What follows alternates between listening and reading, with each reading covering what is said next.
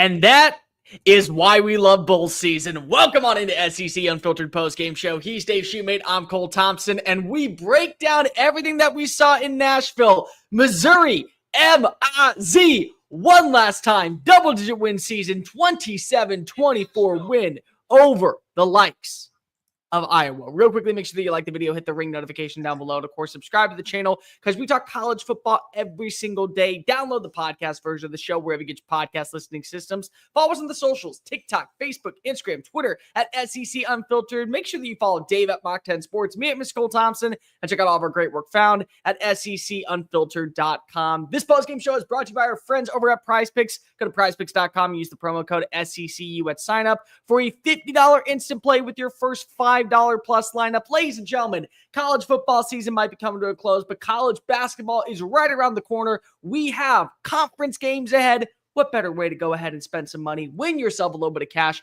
by going to prizepicks.com, use the promo code SECU, $50 simply on signing up. Dave, I don't care that this team was overrated. I don't care that people are talking about Missouri not living up to expectations with a lackluster schedule. I don't care that the offense didn't do its job in the bigger games against Alabama, against South Carolina, against a team like Auburn, or you can even throw in Texas A&M. Here's what I care about.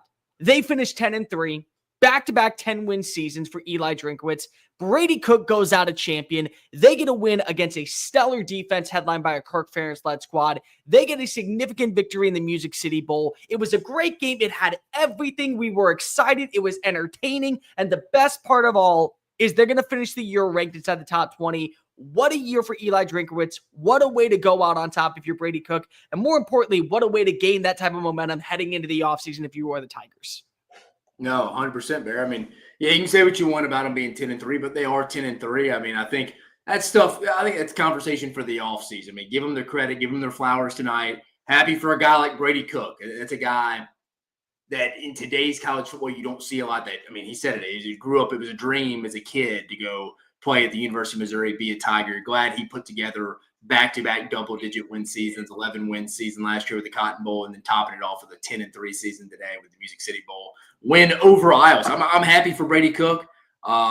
Interesting. I mean, it's always funny, though, these games, but we always have these narratives we think it's going to be low-scoring, and they clear the over in the first half. I say in the nearly the first quarter, they cleared the over in. It was fantastic. I mean, now, special teams helped contribute to that, but still, I mean, our boy CP, Chris, he took the under. But, no, I mean, it just goes to show you never know. We all have our own narratives going into these bowl games, and sometimes they live up, sometimes they don't. They throw in these wacky, random midweek games that keep us – when people question, hey, well, what's the point of bowl season? Today's the one. It was a good, fun football game. Had some penalties at the end, but, dude, that was a fun to watch.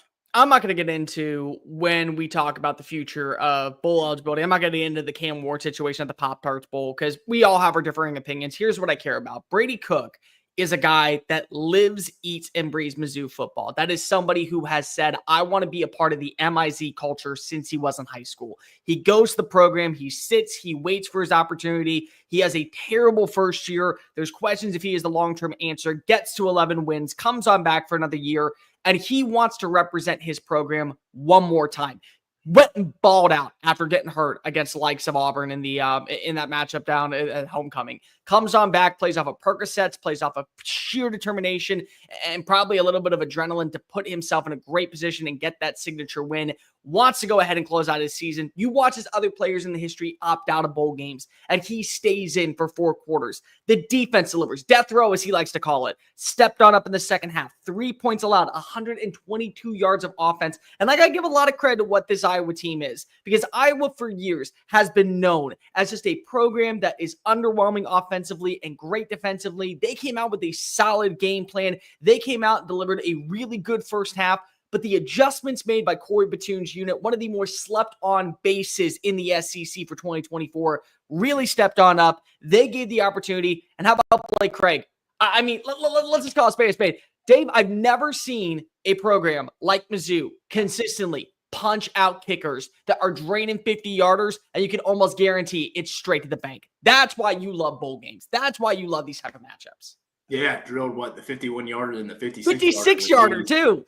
Yeah, no, Corey Batoon, they did play well in the second half. I think ultimately, mean, our guys at Iowa over there, all due respect, I love Kirk Ferentz and them, but I mean, you start to get a little limited when you're on your third, fourth string quarterback. Whenever Brendan Sullivan kind of came in, I mean, he's kind of the quiet, like 3A, 3B here rolling into it. What did he finish with yards wise? I think he finished with 120 yards passing. Yeah. Yeah, I think Missouri in the second half, I mean, you only gave up 3 points. That's really against air. You'd be fired up against that. So, no, some things you took from, I thought Toriano Pride bounced back. He had a big missed tackle. Thought he had a really big-time game. Well, I mean, he missed a big-time tackle. I wouldn't go big-time game with him. I mean, he had a big tackle on third down, but he bounced back and had the pick 2 series later, I think, or a couple plays later, actually, where it kind of helped get them the football back and secure Missouri the lead that they never relinquished after that. So it's fun, bounce back. Give Missouri's offense credit in the second half. I mean, they only scored they scored 13 points, but again, you were down your top 2 weapons. Obviously, one you knew going into the game. Just a lot of mix up. Brady Cook getting everyone lined up, getting guys like Hawkeyes Johnson where they didn't know where to line up, what they were supposed to be doing. Guys like Joshua Manning. So that's where you love to have the senior there and it meaning something to him to finish it off well. So that's what I'll really take from this game. Really nothing going into next year. I mean, I think Missouri does need to improve the wide receiver unit a little bit, but just really happy for Brady Cook. That was fun to see a guy that truly loves his school, finishing it out the right way. Had a pretty solid day. I mean, 18 for 32, 287. Again, if it's a big donut in the INT category, I'm always pretty fired up about that. Yeah, 54 yards on the ground, too. Picked up a couple of first downs with his legs. Did a lot. The only thing that you could really say was an overall down part from the play calling was the inability to get the ground game rolling, whether it was with Marcus Carroll, whether it was with Jamal Roberts, Nate Noel. And you figure that at least at some point they'd be able to. Like Eli Drinkwitz said after the first quarter, we have got to get somebody besides Brady Cook to start moving the football. Here was the best part, though, Dave. They really didn't have to because when Cook had the ball in his hands, he was getting positive yardage. When your quarterback is leading your team in rushing, you're doing something right. Now, I'm not saying averaging 2.7 yards a play is sporadically successful, but it is something that I can at least say, well, against a very solid defense headlined by Kirk Ferentz. Death taxes Iowa always delivering on the defensive front. You're able to still do enough to put yourself in positive formations play after play. And then the passing attack really stepped on up. Hawkeyes Johnson had a really, really good game when he wasn't getting flagged for false starts, when he wasn't getting flagged for the illegal shifts. Like, besides that, there was a lot to like about him and his future, finishing with 122 receiving yards. Really stepped on up in the second half also when Theo Weiss Jr., who I was excited to see have a breakout game, kind of prove to the world how talented of a player he was opposite of Luther Burden, leaves in the second half when it comes to the shoulder injury off the targeting call. That wasn't a targeting call. We can get into that in a moment.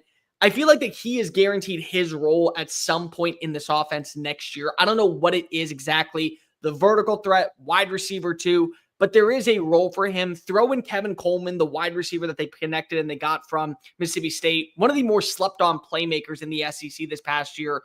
That's your 1-2 combination. I do agree with you on one thing.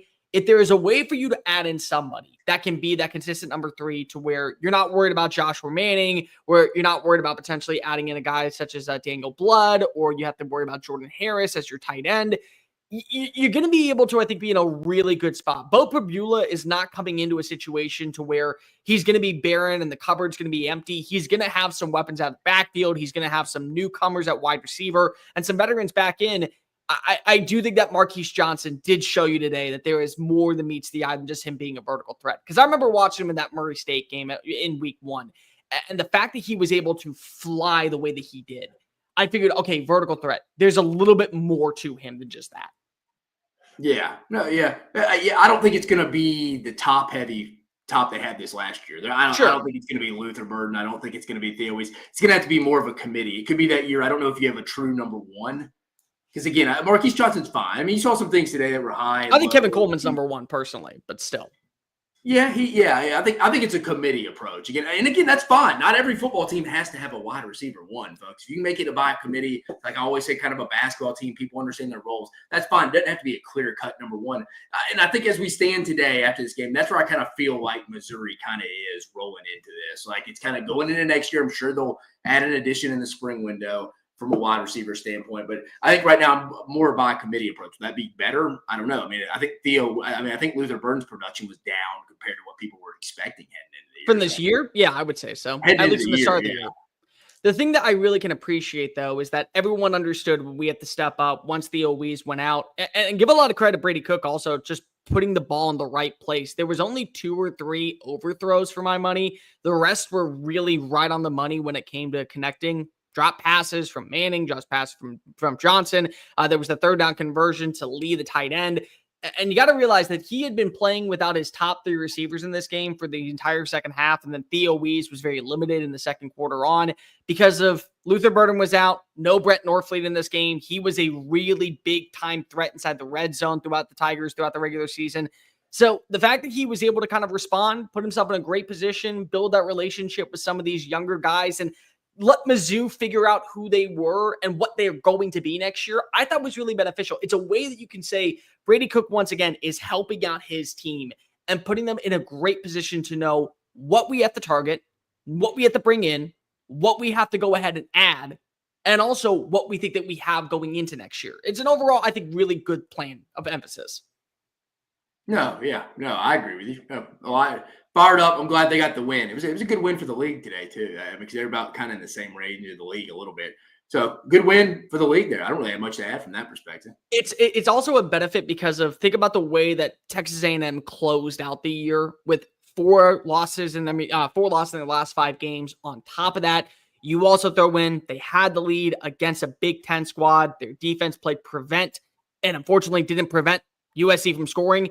Your defense stepped on up. That big 4th down call. You felt like Iowa was getting rushed. They had a timeout left. They could have called a play. And for Corey Flagg to make the play that he did, understanding they're going to go up tempo, I got to go just as fast. Heat-seeking missile to deliver that hit on 4th down, get the ball back to his offense. That really is, I think, the entire emphasis of what you think of Mizzou, especially when we talk about them throughout the year. Because think about this for a second, Dave. The game might have been a perfect synonym, a symbolism of what was 2024. Kind of a slow start, back and forth, wondering what was going to happen. You closed out the season. You close out the second half really strong. Your defense delivers. The version of Mizzou that we saw toward the season's end, when they played against Arkansas, when they played against South Carolina, when they played against Oklahoma, that was one that where, 10-3, it's still somewhat underachieving when you look at your schedule. But that's one that we could buy into. They're a top 25 team. They're a team that's going to make some noise in 2024. They're a team that actually is representing the SEC. And that was the game. First half, you allowed Iowa to kind of get on out. They get the big 101-yard kickoff return. They go ahead and they pull a 14-7 lead. You're trailing at the half. You're able to kind of go ahead and pull your way back in. Craig, your kicker is able to, Craig is making big-time kicks. And then here you are. You're sitting at 10-3. Your defense gets another big-time stop. Lo and behold, you're going to finish off the year with double-digit wins for the 8th time in program history. Yeah, no. Yeah, I mean, you summed it up there, brother. I mean, it's about it. More kind of looking ahead now. Again, I don't take a lot from these games. A lot of scrimmaging kind of deal to me. I would say Missouri needs to go add some guys from the receiver, like I mentioned. They need to go add some guys on the offensive line, and then they need to go plug some holes on the defense. And then, I mean, is it going to be fair to Bo Prabula? We're going to be we're going to be comparing him to Brady Cook. So that'll be interesting from that perspective. I don't know if he'll live up to that. Do you feel like, though, right now, because of what you did to bring in Bo Prabula, he is going to be the guaranteed starter, or because of there is still so much unknown with him and what you have with Sam Horn, what you have with Matt Zollers, the 4-star coming on in, what you may even have with Drew Pine? Okay, we got with Drew Pine, but still, you get my point. That it's going to be a quarterback battle. And the fact that you have multiple guys that maybe you believe in keeps Mizzou in a really good spot going into next season for potentially a 3rd consecutive 10-win year underneath Eli Drinkwitz. What's like Nick Saban used to say when he was in the NFL and why he hated to be in it. And it's getting that point in college now. The guys who they're paying the most get more the benefit of the doubt because you're paying for something, you want to use it. So I'm sure Drink's going to say all the right things through the spring, probably potentially through fall camp, that, hey, it is a true healthy quarterback competition.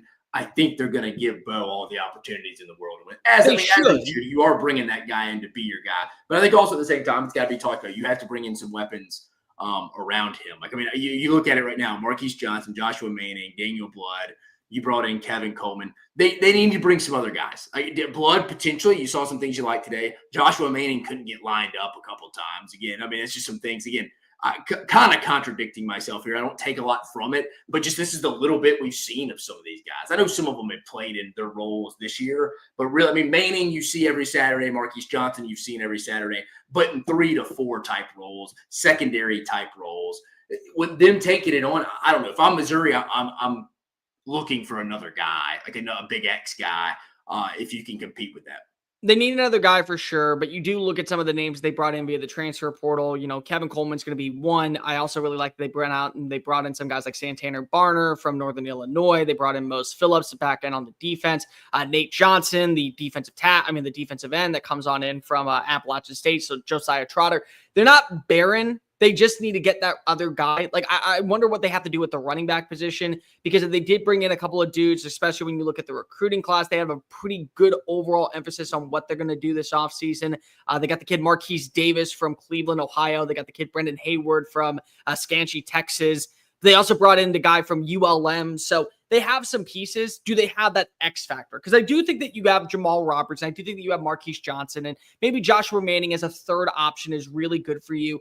But I want that other guy, that X factor, that dude to where I'm like circling. Like when you watch as Marcus Carroll and Nate Noel joined the squad last year out in Como, you're like, oh, damn, those are really talented players. Those are players that are coming from the Sun Belt that dominated, that maybe are going to be difference makers. And they were a good thunder and lightning for Kirby Moore's offense. And they took a lot of pressure off of Brady Cook to have to be the only dude to deliver. And they took a lot of pressure off of Brett Norfleet and Theo Wees and Luther Burden. But also those are guys who have proven over the last few years, we know how talented we are. We know what our potential is. It's kind of hitting a bit of a reset to where 9-3 is still on the table. 8-4, 7-5, 10-2 is not off the table, especially with their schedule. Because I've talked about this a lot, Dave. This is a team that's going to have all three of its games that they lost last year on the road now at home: Alabama, Texas A&M, South Carolina. If you continue to better yourself and put yourself in a good position to where those become closer calls, well, now we are talking about 10-2. Being a reality, 11-1 being a reality, a college football playoff berth, not that far-fetched. A lot of things got to go your way, but it's not off the table. That's all I will say when it comes to that. Yeah, I'm probably going to go a little lower than on them next year, which I think even people wear the brightest, which sounds crazy, brightest black and gold glasses would say. I mean, I'm looking at the schedule now. I totally forgot. We got the Border War back next year. That's what I'm saying. We got it back. It's exciting. That'll be good. Louisiana, I mean, you got South Carolina at home, UMass, bye week, Bama at home, at Auburn, at Vandy, bye, A&M at home, Mississippi State at home, at Oklahoma, at Arkansas. And to be fair to Drink, I mean, again, I think if you won 8 games next year, it's still solid. I mean, next year is technically like a rebuild a little bit. You had to replenish that 2-year class. I mean, to be fair to Brady Cook, he didn't win that job going to 23. It was a competition. Yeah. You kind of had a good run of those 2 guys, those 2 years of that core of that team coming back. That team in 23, 24 had a lot of success. Now a lot of those guys are gone, and that's where you kind of got to replenish here. And this is where I think you see a little bit like, all right, it looked like on the back, like it took his fourth year to get his first winning season. Let's see what he can do again here now that NIL is really settled. And I mean, when Drake got there in 2020, we were talking about a different sport now. It ain't like what it is now. I want to see kind of what they've been doing over there from a financial standpoint, strategy standpoint, because all these guys leave. And it was a phenomenal 2 years. I mean, it was you could probably only say Georgia would probably take that. I mean, again, I know Alabama made a playoff run, but if we're just talking about win total, they're in the top 3 or 4 teams really in the last 2 years of what they've done. So I think next year it's got to be realistic. You're going to go back a little bit, I think. I think you naturally go – there's nothing wrong with that. If you win 8 games next year, yeah, you lost one of your best quarterbacks in program history. You lost one of your best wide receivers in program history and your number 2 guy behind him. You lose a lot. So let's be realistic with the expectations going into next year. I think 8 is a realistic number that I would be fired up about if I was especially if you have Bo coming back in 26. 26, yeah. That would be pretty big. I think the fact that you look right now at this team finishing with 21 wins in 2 years, that speaks incredible volume to the way that Eli Drinkwitz was willing to, number one, relinquish the play calling and actually hire an offensive coordinator to work with Brady Cook. And the fact that a guy like Kirby Moore stuck around for the long haul and he's going to be back in for year 3 is awesome. I think the fact that you were able to bring in and replenish a lot of defensive talent and a defensive coordinator with Blake Baker going down to LSU and Corey Batoon and not really miss a beat speaks incredible volume of the direction of your team. I think the other thing that's really important is that you have a quarterback that wanted to be a Mizzou Tiger, a person that wanted to represent his state, goes out on top. On top of all of that, you also add in the fact that this is a guy who They have a lot of wide receivers that are bought into the culture. They have a lot of players who are from the state that want to be here. It's hard to argue that when you look at the history of Mizzou football, especially in the SEC, this has been one of the better runs we have watched over the last few years. And they're going to have it for a little bit to be able to hold back and say, we know how special this team was. We know how special this unit was for a while. Dave, before we get out of here, let's go ahead and grade the 2024 season for Mizzou, as we've done for every team. I will go first. I give it a B+, maybe even an A-, because of the schedule. You figure that they were at least going to be maybe a 10-win team. They were. They got 10 wins. Now, it took the bowl game to get 10 wins, but you thought maybe they would be a dark horse for the college football playoff with how much returning talent they had, with what they had on the schedule, with who they had the matchups against, how there was a first-year head coach at Texas A&M, and there was a little bit of underwhelmingness, but still, this is Missouri we're talking about. This is not a program known for domination year in and year out, about bettering itself and putting itself ahead of the curve of being in that conversation for a college football playoff. I think that alone gets you to a B+, A-. You got a signature win over Oklahoma. You got a win over an Iowa squad. You closed out the year with a win over a very good Vanderbilt squad in double overtime. You got a win over Arkansas. You won your rivalry. You're in a really, really good spot to say the last 2 years, 21 wins. That's something we can hold our hat on to if we are Eli Drinkwitz and the staff moving forward. And it's going to do numbers for recruiting, and it's going to do numbers for transfer portal. Again, look at the transfer portal ratings and the recruiting rankings this past year. Mizzou ended up finishing with better numbers because of it, and what they showed last season and what they showed this season. So it feels like the future could still be very bright, even if there is a setback in 2025. I'm going to go B+. I'm going to go B+. 10-win season. Probably best win was today. Off quality of team, I'm probably going to go Iowa. Other than that, your league play would either be Arkansas. The Auburn game, from a perspective of it, kind of kept your season on board. I think the best game you played was in a loss at South Carolina that I think would beat a lot of teams that day, but you lost. Best win, though, I would go today. So I'm going to go B+ there. Yeah, it looked kind of like when Brady Cook went out. We didn't know how long he was going to be out. He had the foot injury or the ankle injury. Then he had the hand injury against Alabama. It was like, oh, gosh, like this could get 7-5, 8-4 real fast. We never thought it would go like not making a bowl game because the schedule was too easy for it not to get that bad. But you kept the train on the tracks. Again, we talked about it. They didn't lose a game that they would have won without Brady Cook. They almost Oklahoma, but they won the game. So again, you had probably about the season you would have had, though, for the most part, if you had everyone healthy. I think a B+ across the board, back-to-back double-digit win seasons. You mentioned it, Bear, 21 wins in the last 2 years. Phenomenal job by Eli Drinkwitz, kind of getting off the hot seat and turning into a guy that's got some pretty good job security comfortability right now. And every single offseason that he continues to get to these 10-win markers, he's going to be able to up his ante in annual salary, which, again, is really good. And it's good that there is a stable future and also kind of core in place at a place like Missouri. Because remember, there was a moment where we all thought that maybe Eli Drinkwitz was going to go on down to Florida if the job became available. It feels like that he's locked in. It feels like that he's at least there for another year, if not multiple years. And maybe that's what you need at a place like Mizzou if you want to get to that next level, where you're not going to be a team, and you and I have talked about this many a time, Dave. You may not be a team that is always competing for the college football playoff the way that Georgia will, the way that LSU can, the way that Texas can, the way that Alabama can. But every 3 or 4 years, 9 wins is on the table, 10 wins with the bowl game is on the table. Every 5 years or so, a 10, 11-win season could be in the works.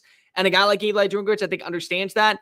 It's about building that culture to where it is sustainable, to where he understands where the culture and the committee and the boosters and the NIL collective are all bought in.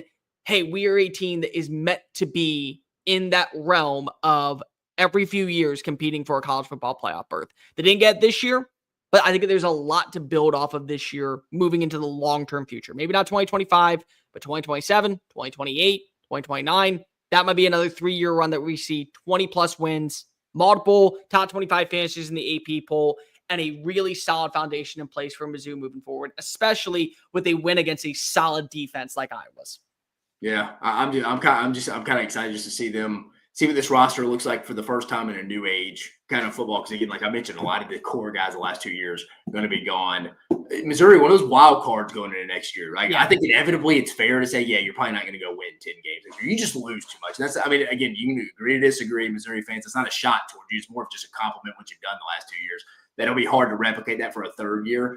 But again, I think 8-9 wins next year. I think 8 being that realistic goal. I think B+ this year. A good season. Kept it on the tracks when they had every reason with their quarterback and stuff going down to kind of like let go of the rope, and they did. So give Eli Drinkwitz and them credit.